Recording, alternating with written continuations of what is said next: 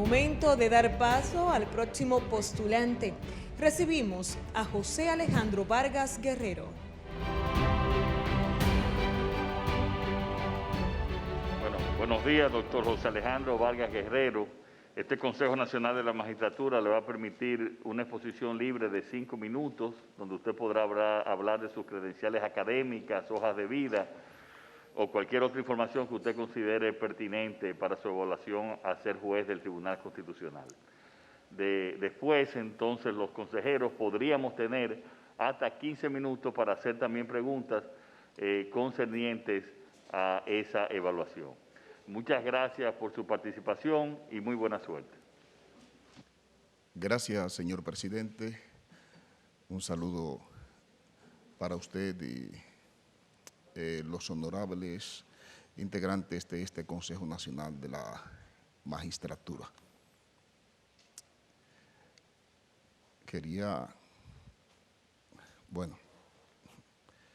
Había allá en el barrio donde yo me crié, un señor llamado José Gómez. Yo a José Gómez siempre lo recuerdo. Yo era un mozalbete.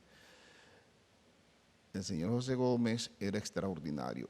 En la época del sindicato de arritmo portuario POASI, llegó a él a ser secretario general de ese sindicato, que era un sindicato de una incidencia extraordinaria en la vida social, laboral y política del país. Lo paradójico era que José Gómez no sabía leer, él no sabía de letra. Y le gustaba jugar mucho dominó. Yo siempre me sentaba al lado de él y cada vez que él estaba perdiendo, él se ponía de pie, se pasaba la mano por la cabeza y decía, cámbienme la silla, que al que le cambian la silla, le cambian la suerte. Traigo a colación esto porque la otra vez que yo vine la silla era roja y ahora me la cambiaron. Y eso me da mucha esperanza. Fíjense, yo estudié en la escuela Colombia, en el ensanche Luperón, ahí hice la escuela primaria, luego estudié en el Liceo Argentina, finalmente estudié el bachillerato en el Liceo Secundario Juan Pablo Duarte, en la época en que Juan Pablo Duarte era un verdadero baluarte de la lucha denodada por la conquista de las libertades democráticas. Luego fui a la Universidad Autónoma de Santo Domingo, estudié una carrera distinta al derecho, ahí me gradué de ingeniero. Finalmente terminé, trabajé como locutor y periodista durante algunos años. Terminé graduándome de licenciado en Derecho en la Universidad Eugenio María de Hostos. Finalmente logré incursionar a la Escuela Nacional de la Judicatura mediante concurso y ahí entonces pude entrar a la Judicatura. He producido 3 obras de derecho, entre ellas una titulada La medida de coerción personal. He servido de docente en la Universidad OIM, tengo ahí cerca de 20 años dando clases de grado y también soy profesor del área de maestría de la Universidad Autónoma de Santo Domingo. Ahí he estado mi movimiento en los términos que son mis experiencias en el área jurídica.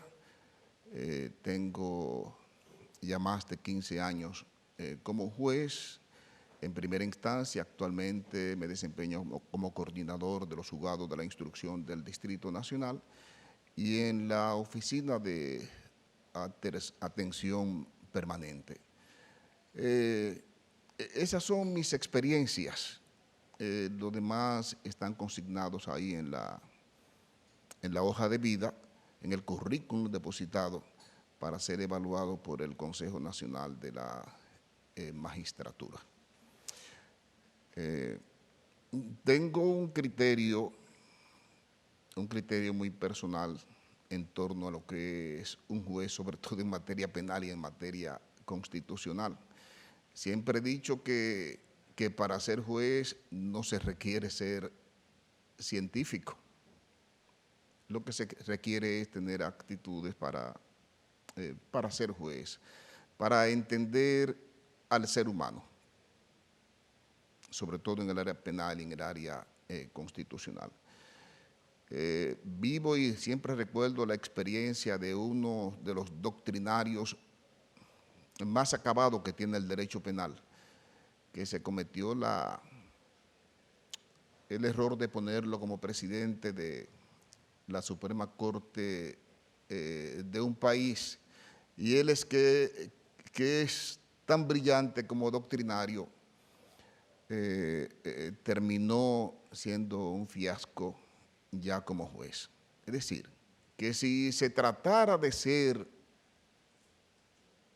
científico para ser juez, entonces lo que bastaría es con hacer un concurso de medición de inteligencia.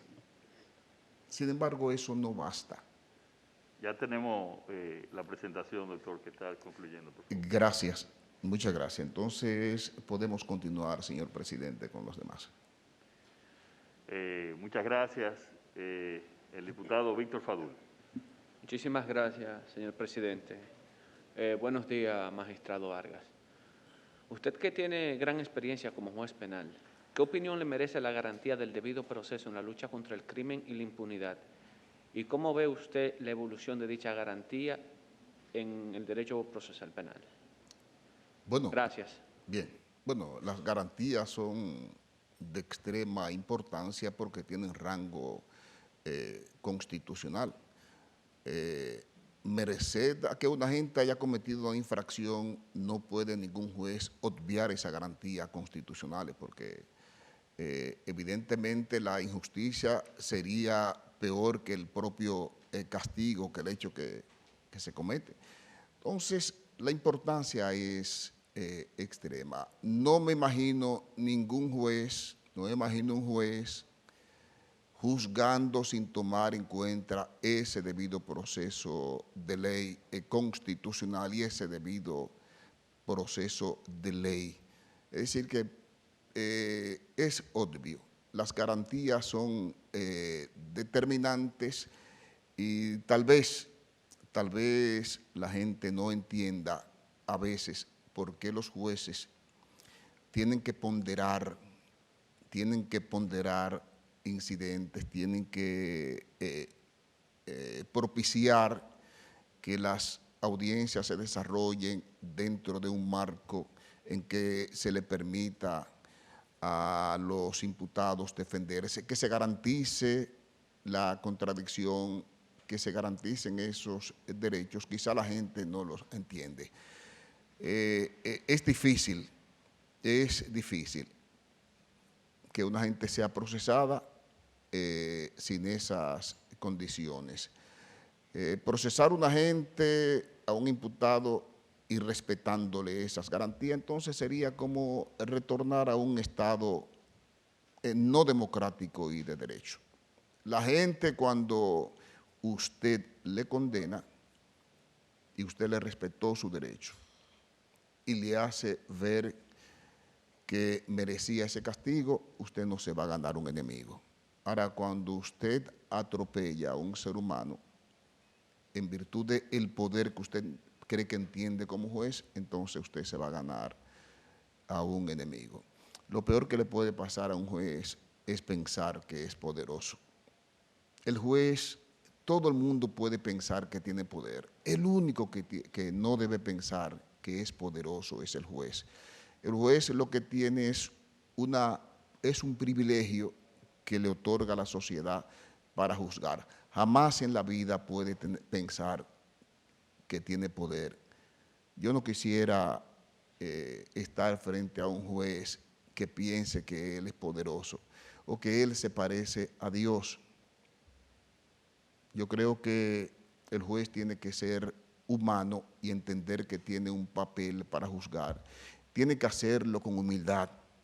Tiene que hacerlo entendiendo las posiciones de las partes, los derechos de las partes, pero nunca sentirse poderoso. Por eso a mí siempre me ha llamado la atención un juez desmontándose de un carro con un policía que le abra la puerta, otro policía que le tome el maletín, otro policía que le siga atrás. Yo nunca he creído en eso.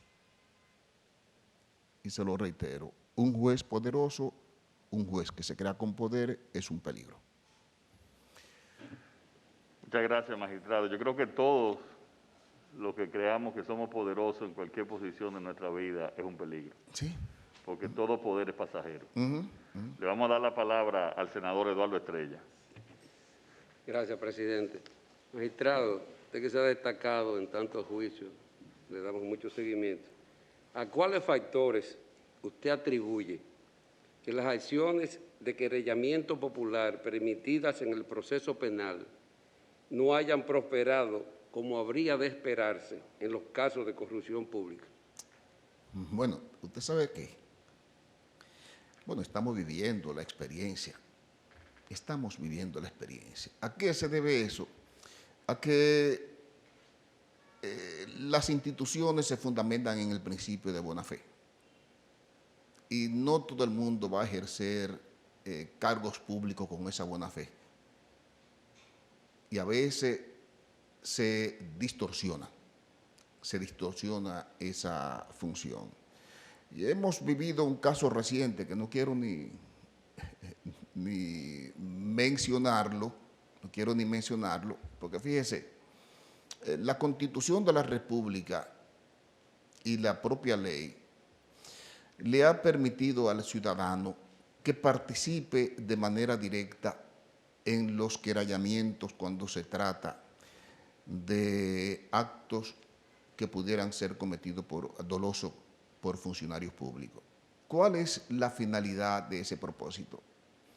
Oiga, es que durante muchos años el ciudadano ha terminado defraudado y el ciudadano ahora quiere que se le dé una participación directa.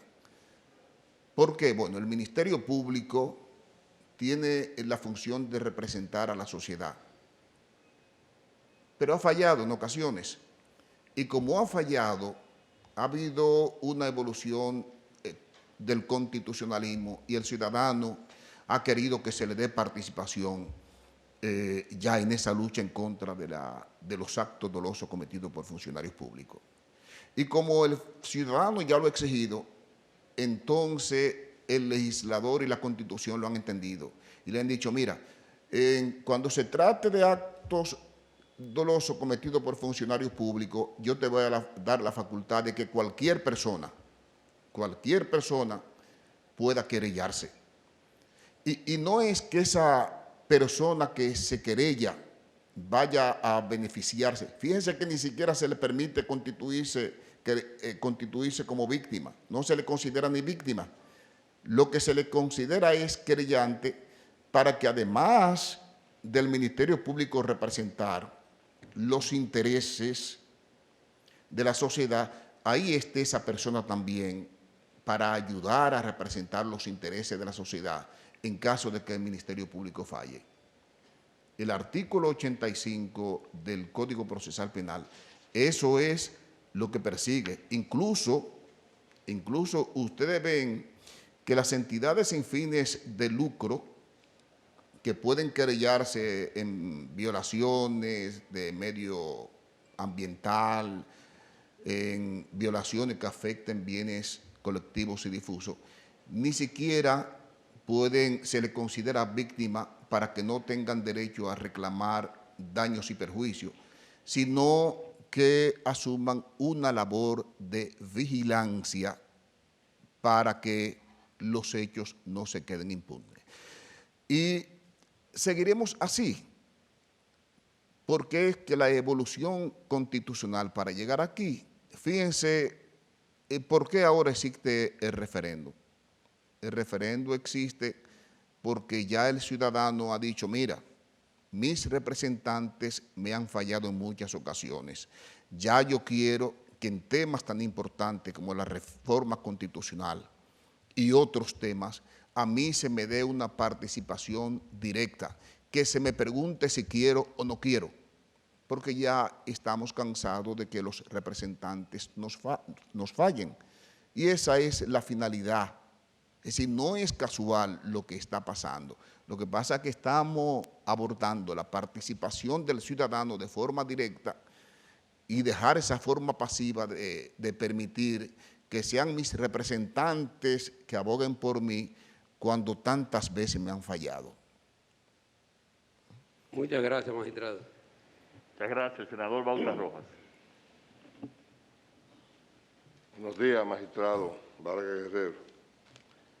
El pasado domingo 17, viendo el periódico que circula ese día, veo un tema que usted puso en la palestra, o sea, que leyes no castigan violación del toque de queda. Entonces yo digo, bueno, el toque de queda en este momento se ampara en la disposición del artículo 262 de la Constitución que declara el estado de emergencia. Entonces, usted propone incluso que se envíe la posibilidad de un proyecto de ley en el medio de un estado de emergencia al Congreso para regular algunas cosas en medio del toque de queda. Yo me gustaría, de verdad que sí, que usted más o menos me ilustre o nos ilustre sobre esa opinión que usted tiene con relación a la situación del estado de emergencia que vive hoy República Dominicana.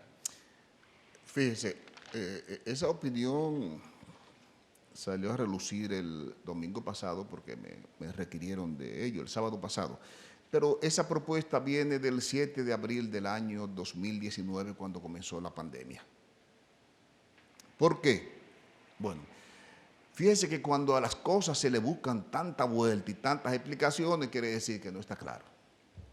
El Tribunal Constitucional ha hablado de que las sanciones tienen que estar amparadas en el principio de legalidad y en el principio de juridicidad, el principio de tipicidad. Es decir, que hay que estar claro en la conducta que se quiere castigar. La teoría del delito especifica claramente. Cuando se habla, por ejemplo, de la estafa, fíjese que hay un elemento constitutivo de la estafa que lo diferencia del robo y del abuso de confianza. Usted en el abuso de confianza entrega algo de manera voluntaria. En la estafa usted también entrega algo de manera voluntaria, pero lo entregó porque le hicieron un cuento. Mire, el toque de queda, la ley de los estados de excepción remiten a que se creen las sanciones necesarias para que quienes violenten esos estados de excepción. Se creó la ley 2118 que también manda que se cree una ley para sancionar la violación al toque de queda. La gente ha querido confundir lo que es la ley de salud con el toque de queda. Y dicen que cuando una persona es apresada después de la hora dispuesta para el toque de queda, se está apresando porque violó la ley de salud. Y yo digo que no, porque las condiciones que se dan en horas de la mañana son peores que las condiciones de yo andar en un carro solo. Cuando yo salgo después de las 7 de la noche y me detienen, a mí no me están deteniendo porque estoy contagiando a nadie. me están apresando porque salí después de la hora que el presidente dijo que no salieran mediante decreto. Entonces aquí lo que hay es que sancionar el toque de queda. Pero ¿es eso difícil? Eso no es difícil. Es simplemente que cuando el presidente de la República envía al Congreso Nacional la solicitud del estado de emergencia, en esa misma solicitud la Consultoría Jurídica del Poder Ejecutivo puede establecer ahí esas sanciones y si quiere que se impongan multas, las multas que sugiere la Ley de Salud o la que establece la Procuraduría, ahí mismo se pueden insertar en esa solicitud, pasar, porque eso no es complicado, con la misma velocidad y que eso sea transitorio. ¿Por qué le digo que tiene que ser transitorio? Porque ya para establecer una sanción por la violación del toque de queda, ya va a requerir de un estudio más consensuado. Pero ahora que estamos en estado de emergencia, cuando el presidente de la República envíe al Congreso de la República que le extienda el estado de emergencia, ahí mismo lo que hay que insertar las sanciones para quien violente ese estado de emergencia y se le dé la prerrogativa a los juzgados de paz para que sancionen. Porque en estos días me preocupé. En estos días me preocupé cuando se decía que le iban a mandar a los juzgados de paz la sanción, la facultad para imponer esas multas. Entonces iba a venir el problema o atención permanente. Yo digo, ahí va a venir el lío, porque entonces el juez, cuando comience a ver esto, que comiencen a traerle gente y a soltarla porque no hay un tipo penal que se le pueda endilgar a esa persona, va a ir todo el mundo suelto, va a crecer el contagio y la gente va a terminar diciendo que son los jueces los que tienen la culpa por eso, por estar soltando gente. Magistrado, y el origen del estado de emergencia no es sanitario. O sea, siendo sanitario el origen del estado de emergencia, no es responsabilidad de la Ley 4201, la Ley General de Salud, sancionar los hechos que se deriven de ese estado de emergencia, de la decisión del estado de emergencia. Bueno, lo que yo le digo es que si usted se va al origen de la formación de la Ley 4201, ahí nunca se habló de toque de queda. Esta es una circunstancia que se ha presentado ahora. Y le voy a decir algo. Mañana hoy el toque de queda puede ser por asunto de salud, pero pasado mañana puede ser porque hay un desbordamiento de un río. Lo que quiero decirle es que la violación del toque de queda es un tipo penal, debe crearse como un tipo penal, creo, es decir, es una desobediencia a una decisión del presidente de la República que ha dicho a partir de las 8 de la noche no puede salirse. Cuando a mí me detienen, me están deteniendo, tan así es, que el policía me dice, usted está siendo detenido porque está violando el toque de queda. No me está diciendo ni siquiera que estoy siendo detenido porque violé la Ley de Salud. Entonces, yo creo que ¿por qué algo tan simple que se le puede dar ese viso de legalidad, que se puede despejar de esa confusión que se tiene, ¿por qué no se practica? Escuché al consultor jurídico del Poder Ejecutivo que había en proyecto enviar al Congreso de la República la tipificación y sanción de la violación al toque de queda. Y lo creo muy justo y muy prudente. Mientras tanto, toda la confusión y todas las opiniones, cuando una norma genera tantas oposición, tantas posiciones encontradas, algo no está bien. Y yo se lo digo, senador, con todo respeto. Mire, cuando usted es detenido a las 9 de la noche porque salió violando un toque de queda, a usted se le va a castigar por la violación al toque de queda. ¿Por qué? Porque las circunstancias, usted quiere mayor riesgo de exposición de contagio en horas de la mañana, cuando la gente va a los supermercados, se aglomera, entonces no hay contagio ahí hay mayor peligro de contagio. Gracias. Yo espero, bueno, El planteamiento mío es con la finalidad de que si nosotros no tenemos necesidad de no aplicar la norma, entonces que nos ajustemos al principio de legalidad, que es tan sencillo. Y usted lo verá, senador, si cuando envíen al Congreso de la República la propuesta de estado de emergencia, se inserta esa reglamentación ahí, ya todo ahí se arregló. Bueno, muchas gracias, doctor. Usted siempre tiene una actitud de enseñanza, por eso practica el magisterio.